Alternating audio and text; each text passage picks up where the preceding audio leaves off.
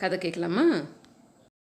ஒரு கிறிஸ்துவ தேவாலயத்தில் புதிதாக ஒரு மதகுரு பொறுப்பேற்றார். அவர் நிர்வாகத்தை முற்றிலும் மாற்றி அமைக்க முடிவு செய்தார். தேவாலயத்தில் பணிபுரியும் எல்லோருக்கும் எழுத படிக்க தெரிய வேண்டும் என்று எதிர்பார்த்தார். கையெழுத்து கூட போட தெரியாதவர்களை வேலையை விட்டு நீக்கிவிடுவேன் என்று எச்சரித்தார். கொஞ்சம் அவகாசமும் கொடுத்தார்.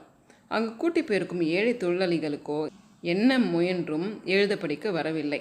கையெழுத்து கூட போட முடியவில்லை. எவ்வளவு கெஞ்சியும் மதகுரு மசியவில்லை.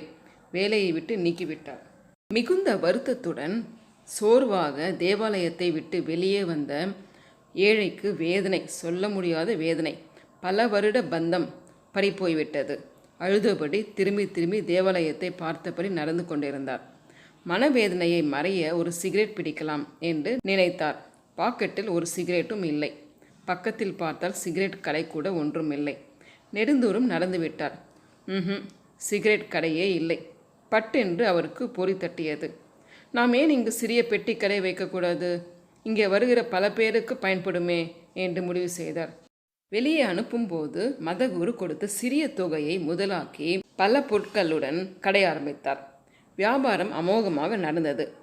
சிறிது காலத்தில் கடையை விரிவுபடுத்தி வியாபாரத்தை பெரிதாக்கினார். சில மாதங்களில் பெரிய பணக்காரன் ஆகிவிட்டார். இவரிடம் பணம் இருப்பது தெரிந்து ஒரு வங்கியின் மேலாளர் தங்கள் வங்கியில் சேமிக்கும்படியும் வட்டி கிடைக்கும் என்றும் சொல்லி சம்மதிக்க வைத்தார். முடிவில் சேமிக்க விண்ணப்ப படிவங்கள் நிறைவு செய்துவிட்டு பணக்காரரிடம் கையொப்பம் போடுங்கள் என்றார். பணக்காரருக்கு வந்ததே கோபம்.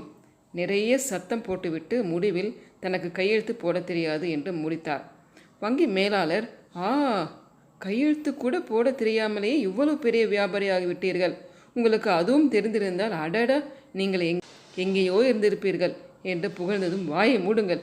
எனக்கு மட்டும் கையெழுத்து போட தெரிந்திருந்தால் தேவாலயத்தில் கூட்டி போயிருக்கும் தொழிலாளியாகத்தான் இன்றும் இருந்திருப்பேன் என்று கர்ஜித்தார். இது வெறும் கதையல்ல. குறை கூட ஒரு நாளில் நிறைவாகலாம்.